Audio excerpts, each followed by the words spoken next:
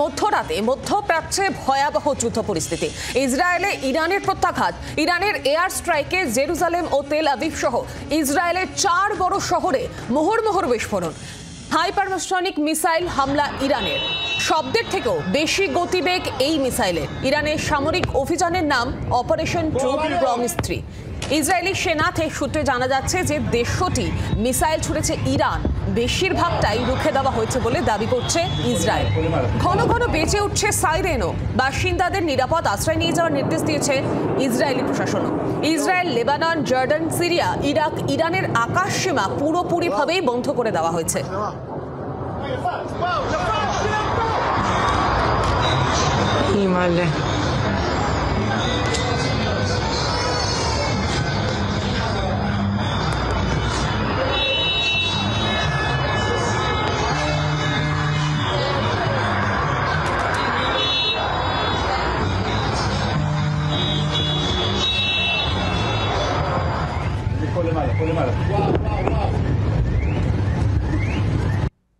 আমাদের সঙ্গে সরাসরি রয়েছে প্রতিনিধি অয়ন ঘোষাল। অয়ন, এই মুহূর্তে যে ছবি উঠে আসছে, ইসরায়েল ইরানের যে যুদ্ধ চলছে কার্যত বলা যায়, এবং সেখানে এই যে প্রত্যাঘাত, এই প্রসঙ্গে কি বলবে?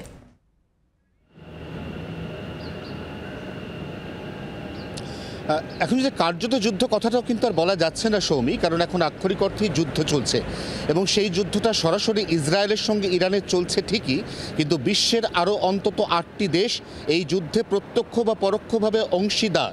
এই মুহূর্তে আমরা সর্বশেষ যে খবর বিভিন্ন আন্তর্জাতিক সংবাদ সংস্থা অথবা সংবাদ মাধ্যম থেকে জানতে পারছি, তার লেটেস্ট আপডেট অনুযায়ী পশ্চিম তেহরানে নতুন করে হামলা চালানো হয়েছে।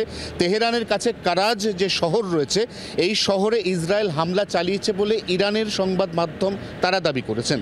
তার পাশাপাশি ইসরায়েলের যে ড্রোন, এই ড্রোনকে ইরানের এয়ার ডিফেন্স সিস্টেম তারা তেহরানের কাছাকাছি কোনো একটি আকাশসীমায় সেগুলিকে নিউট্রালাইজ করেছে বলে ইরানের সংবাদ সংস্থা দাবি করেছে। অন্যদিকে ইসরায়েলের সংবাদ সংস্থা দাবি করেছে ইতিমধ্যেই ইরানের পরমাণু গবেষণা কেন্দ্রের সঙ্গে যুক্ত 6 জন বিজ্ঞানী সহ ইরানের 78 জন তারা ইতিমধ্যেই মৃত্যুর কবলে পড়েছেন এবং তার পাশাপাশি প্রায় 350 থেকে 450 তারা গুরুতর আহত, এবং নিউট্রালাইজ করা হয়েছে ইরানের পরমাণু অস্ত্র ভাণ্ডারকে। যদিও ইরান পাল্টা দাবি করেছে যে তাদের যে পরমাণু অস্ত্র ভাণ্ডার তার কাছাকাছি এখনও পর্যন্ত রেডিয়েশন টেস্টে এরকম কোনো রিপোর্ট নেই যেখানে রেডিয়েশন লিকেজের খবর পাওয়া যাচ্ছে।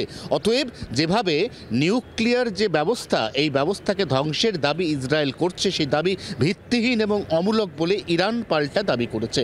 এই জায়গা থেকে এই মুহূর্তে সবার নজর এই দুটি দেশের পাশাপাশি মার্কিন যুক্তরাষ্ট্রের দিকে, কারণ ইরান এমন একটি দেশ যেটি আন্তর্জাতিক ক্ষেপণাস্ত্র এবং যে পরমাণু অস্ত্র সেগুলি পরীক্ষা নিরীক্ষার যে প্রোটোকলের মধ্যে পড়ে না।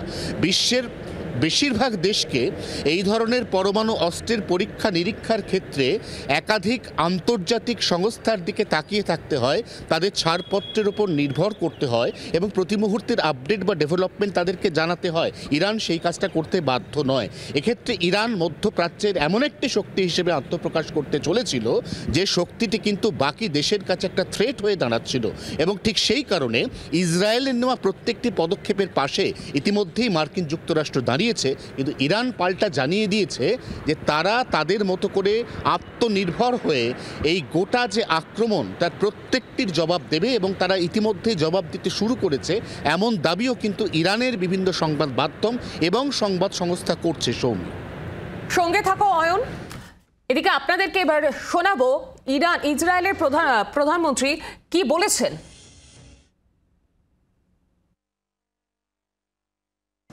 In the past 24 hours, we've taken out top military commanders, senior nuclear scientists, the Islamic regime's most significant enrichment facility, and a large portion of its ballistic missile arsenal.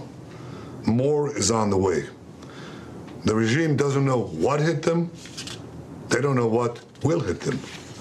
The nation of Iran and the nation of Israel have been true friends since the days of Cyrus the Great. And the time has come for you to unite around your flag and your historic legacy. পাল্টা তেহরানে ইসরায়েলের বড় হামলা। Tehran কারাজে একের পর এক Israeli মিসাইলের হামলা। অন্তত ৭৮ জন নিহত, জখম হয়েছেন ৩২০ জন, এমনটাই সূত্র মারফত জানা যাচ্ছে। আর এর আগেও ইসরায়েল ইরানের পরমাণু ঘাঁটি লক্ষ্য করে এয়ার স্ট্রাইক চালিয়েছে। ৬ জন ইরানি পরমাণু বিজ্ঞানীর মৃত্যু হয়েছে, এমনটাই সূত্র মারফত জানা যাচ্ছে এবং সেই অপারেশনের নাম দেওয়া হয়েছে অপারেশন রাইজিং লায়ন।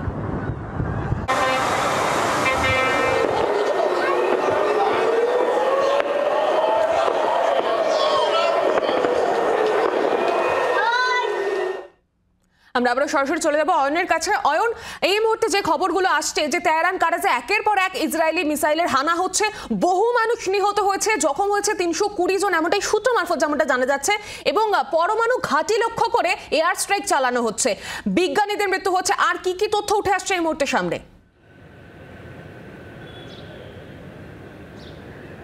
প্রথমত বিজ্ঞানীদের যেভাবে টার্গেট করা হয়েছে তাতে কিন্তু ইরান তার সংবাদ সংস্থা তারা ধিক্কার জানিয়েছে, কারণ বিজ্ঞানীরা সেই সময় কেউই পরমাণু গবেষণা কেন্দ্রে ছিলেন না। তারা যে সরকারি আবাসনে থাকতেন সেই আবাসন লক্ষ্য করে ড্রোন অ্যাটাক করা হয় এবং তার ফলে আবাসনটি কার্যত গুঁড়িয়ে যায় এবং সেখানে ৬ জন বৈজ্ঞানিক যারা ইরান সরকারের প্রত্যক্ষ যে অংশীদার, যে নিউক্লিয়ার প্ল্যানিংয়ের প্রত্যক্ষ অংশীদার, সেই অংশীদার হিসেবে ছিল, সেই পার্টনারদের কিন্তু প্রত্যেকেরই মৃত্যুর কবলে, মৃত্যুর দিকে ঠেলে দেওয়া হয়েছে। এছাড়াও মধ্যপ্রাচ্যের অন্যতম বৃহত্তম সংবাদ সংস্থা আল জাজিরা দাবি করছে যে ইতিমধ্যেই জেরুজালেম শহর, সেখানে কিন্তু হাই অ্যালার্ট ইস্যু হয়েছে এবং সেখানে সমস্ত রকমের এয়ার রেড সাইরেন, অর্থাৎ যে কোনো আকাশ সীমায় যখন সম্ভাব্য কোনো মিসাইল বা ড্রোন আক্রমণ হয় তার আগে যে সতর্কতামূলক সাইরেন বাজে, এই সাইরেন কিন্তু বিগত ৩.৫ থেকে ৪ ঘন্টা ধরে এক নাগারে বেজে চলেছে। অর্থাৎ এটা মনে করা হচ্ছে যে জেরুজালেম শহরের ওপরেও কিন্তু এবার ইরান আক্রমণ হানতে পারে, এমন একটা ইন্টেলিজেন্স ইসরায়েল মিলিটারি অফিস থেকে দেওয়া হচ্ছে। তার পাশাপাশি ইতিমধ্যে স্থানীয় যে নিউজ রয়েছে, মেহের নিউজ এজেন্সি, তাকে রেফারেন্স দিয়ে রয়টার্স দাবি করেছে যে বিমানবন্দর এলাকা তেহরানের, সেখানে বিমানবন্দরের থেকে মাত্র ৬ কিলোমিটার দূরে একটি বিকট বিস্ফোরণের শব্দ পাওয়া গেছে। প্রথমে মনে করা হচ্ছিল এই বিস্ফোরণটা তেহরান বিমানবন্দরেই হয়েছে, কিন্তু পরবর্তীকালে এখন যেটা জানানো হচ্ছে সেটা হচ্ছে বিমানবন্দর থেকে ঠিক ৬ কিলোমিটার দূরে কোনো একটি জায়গায় একটা সুবিশাল বিস্ফোরণ ঘটানো হয়েছে। এই বিস্ফোরণের টার্গেট নির্দিষ্ট করে কি ছিল, ঠিক কোথায় বিস্ফোরণ ঘটানো, কি উদ্দেশ্যে বিস্ফোরণ ঘটানো, এই বিষয়ে কিন্তু ইসরায়েল বা ইরানের কোনো অফিসিয়াল মিডিয়া এখনো পর্যন্ত কোনো কনফার্মেশন দেয়নি। সোম, ধন্যবাদ অয়ন। আপনাদের জানাবো যে অয়ন যেমনটা বলছিল যে জেরুজালেমে এই মুহূর্তে যে ভয়াবহ পরিস্থিতি তৈরি হয়েছে, কার্যত সাইরেন বেজে চলেছে অনবরত, এবং সেখানকার সাম্প্রতিক ছবিটা আপনাদের সামনে তুলে ধরবো।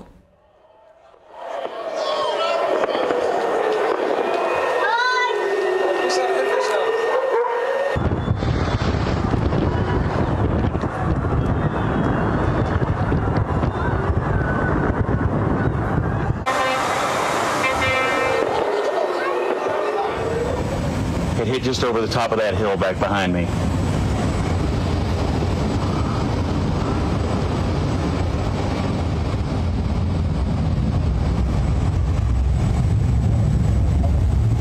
Definitely hearing some rumbling in the distance back here. বাংলার আওয়াজ, বাঙালির আবেগ, জি 24 ঘন্টা।